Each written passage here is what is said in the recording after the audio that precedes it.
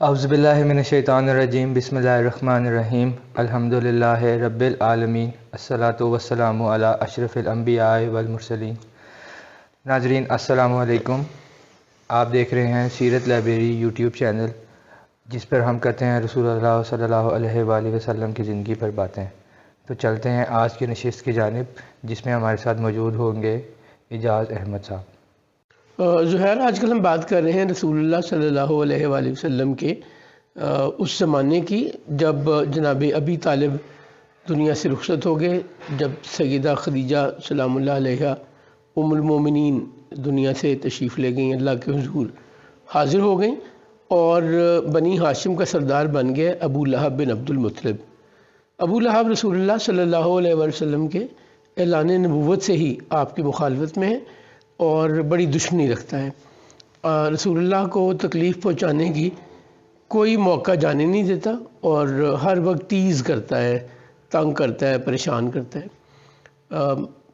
اب زمانہ وہ آ گیا ہوا ہے کہ لوگوں کو جناب ابی طالب کا ڈر ختم ہو گیا، اور ابو لہب نے ایک اور کام جو کیا وہ یہ تھا کہ اس نے اپنے قبیلے سے رسول اللہ صلی اللہ علیہ وسلم کو ایک طرح سے نکال دیا، یعنی آپ کی ذمہ داری سے وہ سبکدوش ہو گیا۔ اس نے کہا جی میرا کوئی تعلق نہیں محمد بن عبداللہ سے، سو اب رسول اللہ کے لیے جو قبیلے کی پروٹیکشن ہوتی ہے وہ بھی موجود نہیں ہے۔ رسول اللہ کے گھر کے ایک طرف ابو لہب رہتا تھا اور دوسرا ہمسایہ نیکسٹ ڈور نیبر عقبہ بن ابو معیط تھا، اور رسول اللہ فرماتے ہیں کہ میں دو شرارتی ہمسایوں کے درمیان رہتا رہا ہوں جو مجھے تنگ کیا کرتے تھے اور میرے گھر کے سامنے جانوروں کی گندگی اور گوبر پھینک دیا کرتے تھے۔ رسول اللہ صلی اللہ علیہ وآلہ وسلم اب اسی استقامت سے، اسی جرت سے، اسی کانفیڈنس سے بیت اللہ جاتے ہیں، اللہ کے دین کی تبلیغ کرتے ہیں، لیکن آپ کی مشکلات اب دن بدن بڑھتی جا رہی ہیں۔ ایک دن ابو جہل نے باقی سرداروں کی موجودگی میں کہا، خدا کی قسم میں محمد سے بہت تنگ ہوں، یہ کہتا ہے کہ غلام ہمارے برابر ہیں، اور اگر ایسا ہوا تو ہماری سرداریاں، ہماری حکومت ختم ہو جائے گی، تو میں یہ برداشت نہیں کرتا۔ میں کل جب یہ بیت اللہ میں آئے گا، اپنی عبادت کر رہا ہوگا، تو ایک بڑا پتھر اٹھا کر اس کے سر پہ دے ماروں گا اور اسے کچل دوں گا، اور میں اس سے جان چھڑا لوں گا۔ اس کے بعد میرے ساتھ جو ہو میں دیکھ لوں گا، تو تم باقی قبیلے والے میرا ساتھ دو یا نہیں دو، مجھے اس کی پرواہ نہیں ہے۔ تو وہاں باقی جو سردار بیٹھے تھے ان سب نے کہا کہ ہم تمہارا ساتھ دیں گے، تم اس کی فکر نہ کرو۔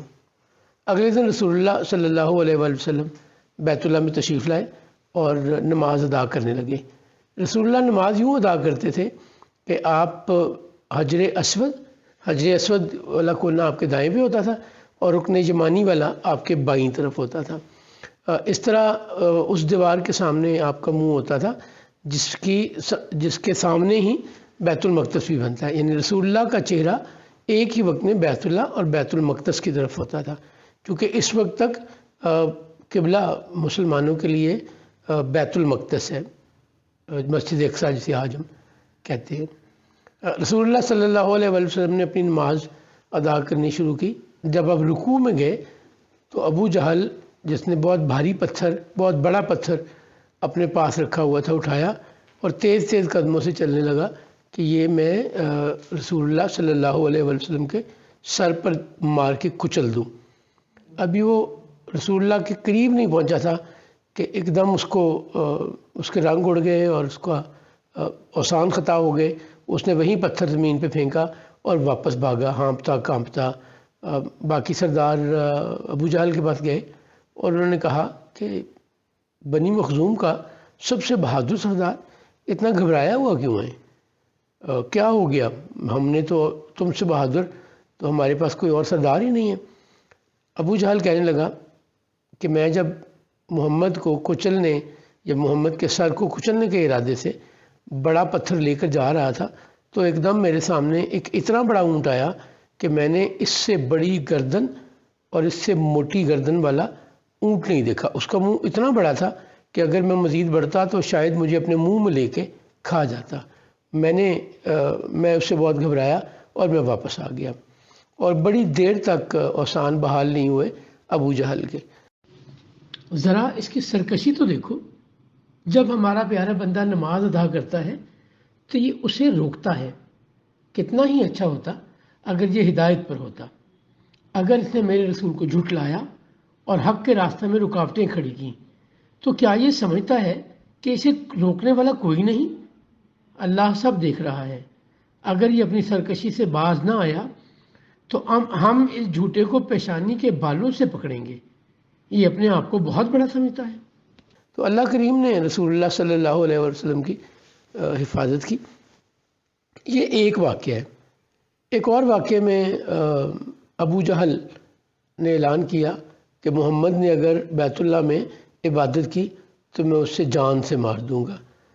رسول اللہ صلی اللہ علیہ وآلہ وسلم کو پتہ چلا اس ڈائلاگ کا، تو آپ نے فرمایا، آپ کے ساتھی بڑے گھبرائے ہوئے تھے، پریشان تھے صحابہ کہ رسول اللہ کو کہیں کوئی نقصان نہ پہنچے، تو انہوں نے جا کے رسول اللہ کو بتایا کہ ابو جہل یوں کہہ رہے ہیں۔ سرکار ختمی مرتبت صلی اللہ علیہ وآلہ وسلم نے فرمایا، تم لوگ پریشان نہ ہو، اگر اس نے ایسا کرنے کی کوشش کی تو فرشتے اسے دبوچ لیں گے اور اس کے ٹکڑے ٹکڑے کر دیں گے، اور یہ سب کام سب کے سامنے، سب کی موجودگی میں ہوگا۔ ابو جہل کو جرت ہی نہیں ہوئی کہ وہ یہ کام کر سکے۔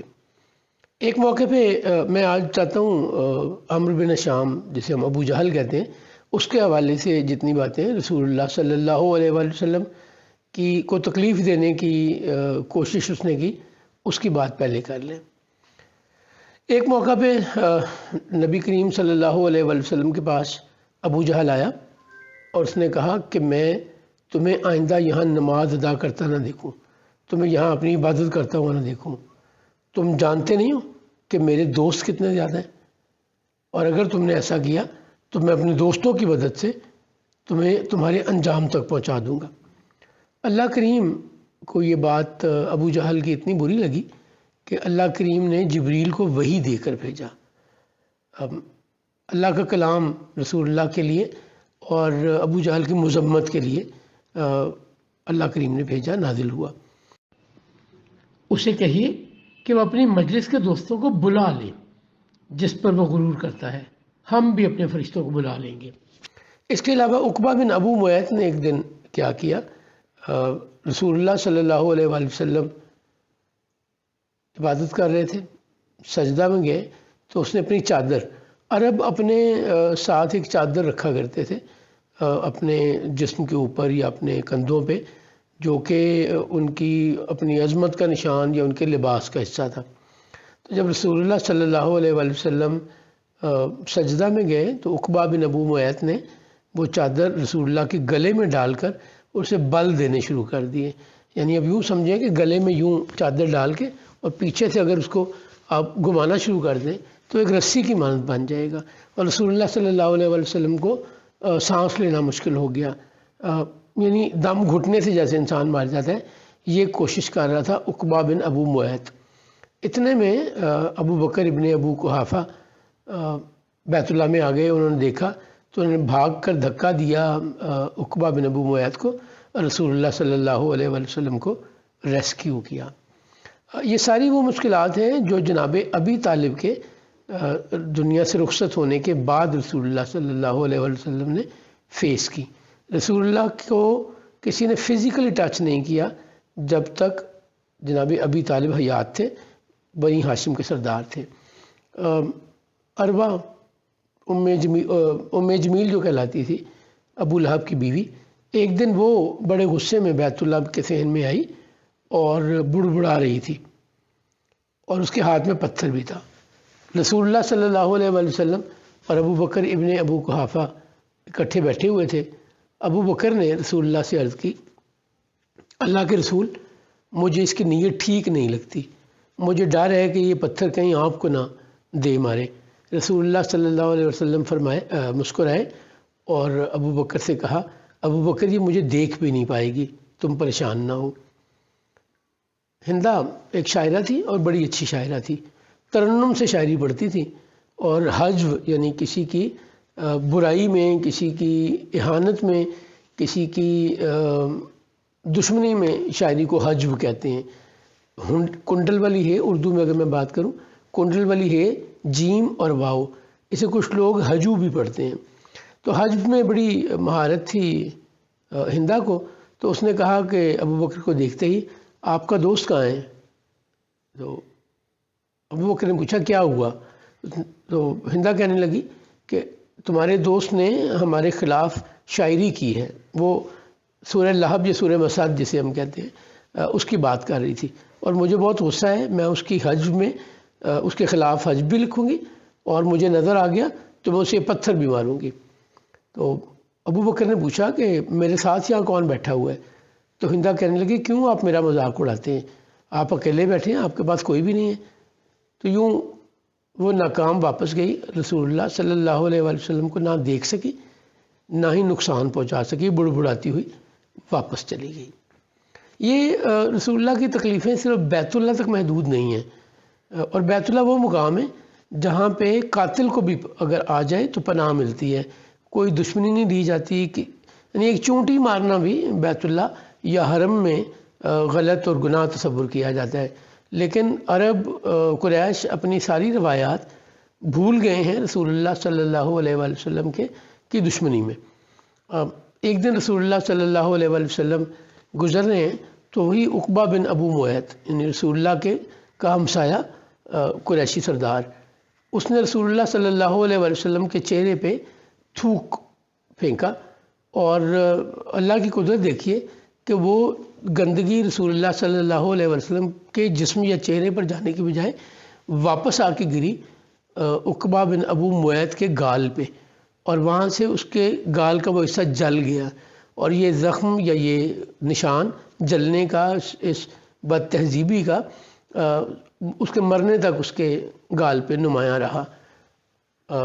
ایک دفعہ رسول اللہ صلی اللہ علیہ وآلہ وسلم تبلیغ کے لیے لوگوں کو اکٹھا کر کے اللہ کا پیغام پہنچا رہے تھے، تو ابو لہب، میں نے پچھلے سیشن میں بات کی تھی کہ ابو لہب رسول اللہ صلی اللہ علیہ وآلہ وسلم کا پیچھا کیا کرتا تھا، اور جب آپ بات ختم کر چکتے تھے تو آپ کے اس پر اثر باتوں کو، اس سچائی کو نلیفائی کرنے کے لیے، اس کا اثر ختم کرنے کے لیے لوگوں سے کہتا تھا لوگوں یہ میرا بھتیجا ہے اور یہ دیوانہ ہے، میں تمہیں بتا رہا ہوں، بچا رہا ہوں، اپنا دین بچا لو، اس سے بچ جاؤ۔ یعنی اتنی وہ رسول اللہ کی دشمنی میں ہر وقت اسے کوئی کام ہی نہیں تھا۔ ابو لہب کو رسول اللہ کی دشمنی کے علاوہ اور کوئی جاب نہیں تھی اس کے پاس، تو اس نے دیکھا کہ رسول اللہ صلی اللہ علیہ وسلم کی باتیں لوگ بڑے دھیان سے سن رہے ہیں، اور اسے گمان ہوا کہ یہ لوگ بھی ایمان لے آئیں گے، تو اس نے مٹی اٹھائی اور رسول اللہ صلی اللہ علیہ وسلم کے سر پہ پھینک دی، آپ کے کپڑوں پہ پھینک دی، یہاں تک بد تہذیبی ہوتی رہی رسول اللہ کے ساتھ۔ تو رسول اللہ جب واپس گھر تشریف لائے تو آپ کی صاحبزادی رقیہ بنت محمد سلام اللہ علیہ نے آپ کے سر سے مٹی دھوئی، آپ کے کپڑوں کو کپڑے دھوئے اور چینج کیے کپڑے رسول اللہ صلی اللہ علیہ وآلہ وسلم نے۔ یہ وہ معاملات جھلک ہے جو رسول اللہ صلی اللہ علیہ وآلہ وسلم کو جناب ابی طالب کے جانے کے بعد فیس کرنی پڑی، چونکہ قبیلے کی حمایت یا قبیلے کے سردار کی حمایت ختم ہو گئی۔ اب کسی کو یہ ڈر نہیں رہا کہ اگر ہم محمد بن عبداللہ کے ساتھ کوئی زیادتی کریں گے تو کوئی بدلہ لینے والا بھی ہوگا، اور اگر بدلہ لے گا تو وہ قبائلی جنگ شروع ہو جائے گی، چونکہ ابو لہب اعلان کر چکا ہے کہ محمد کا بنی ہاشم سے کوئی تعلق نہیں۔ رسول اللہ صلی اللہ علیہ وآلہ وسلم ان تمام تکالیف، مشکلوں، مصیبتوں کے باوجود اللہ کا پیغام لوگوں تک پہنچاتے رہے، لوگوں کو ہدایت کا راہ دکھاتے رہے۔ میری دعا ہے کہ اللہ کریم ہم سب کو رسول اللہ صلی اللہ علیہ وآلہ وسلم کی زندگی سے سیکھنے اور عمل کرنے کی توفیق مل جائے۔ مشکل حالات میں، تکلیفوں میں کیا بیہیویئر رکھنا ہے ہمیں اللہ سکھا دے، ہم سیکھ لیں، اللہ تو سکھاتا ہے، ہم سیکھ لیں۔ میں یہاں پہ ایک اور بات کرتا چلوں، رسول اللہ صلی اللہ علیہ وآلہ وسلم نے 40 سال کی عمر میں اعلان نبوت کیا، اور اگلے 23 سال تک رسول اللہ ظاہری طور پر اس دنیا میں موجود رہے، یعنی آپ کا وصال 63 سال کی عمر میں ہوا۔ 23 سال میں سے 20 سال تک رسول اللہ نے کوئی جنگ خود نہیں چھیڑی۔ 20 سال تک اعلان نبوت کے بعد رسول اللہ نے کوئی جنگ نہیں چھیڑی. مکہ میں 13 سال شدید سختیاں ظلم ستم سہتے رہے اور پیسیو رہے، برداشت کرتے رہے. مدینہ منورہ ہجرت کرنے کے بعد 2 ہجری میں غزوہ بدر، 3 ہجری میں غزوہ احد، 5 ہجری میں غزوہ خندق برداشت کی، دشمن کے حملے دفاع کے طور پر فیس کیے، اور 6 ہجری میں پیس پیکٹ کیا صلح حدیبیہ کی صورت میں قریش کے ساتھ، اور 7 ہجری میں خیبر پہ آپ نے حملہ کیا جب آپ کو پتہ چلا کہ یہودی مدینہ منورہ پر حملہ کرنے کا پروگرام بنا رہے ہیں. تو اس میں سیکھنے کے لیے بہت کچھ ہے. ہمیں کمزور ہوتے ہوئے یہ سیکھنا ہے کہ میں نے رسول اللہ کی زندگی کو دیکھ کر کیا طرز عمل اپنانا ہے اور کب ایسا اقدام کرنا ہے جس سے مجھے اقدامی جنگ یا میں خود بات چھیڑ کر اپنی غلامی، مشکلیں، تکلیفیں ختم کروا سکوں اور ان سب سے باہر آ سکوں. اللہ کریم ہمیں رسول اللہ کی محبت نصیب فرمائے اور آپ کی ذات اقدس کی پیروی کرنے کی توفیق عطا فرمائے. جزاک اللہ. یہ تھی ہماری آج کی نشست. آپ سے ملاقات ہوگی اگلی نشست میں. تب تک ہم سے جڑے رہیے اور دیکھتے رہیے سیرت لائبریری یوٹیوب چینل. اللہ حافظ.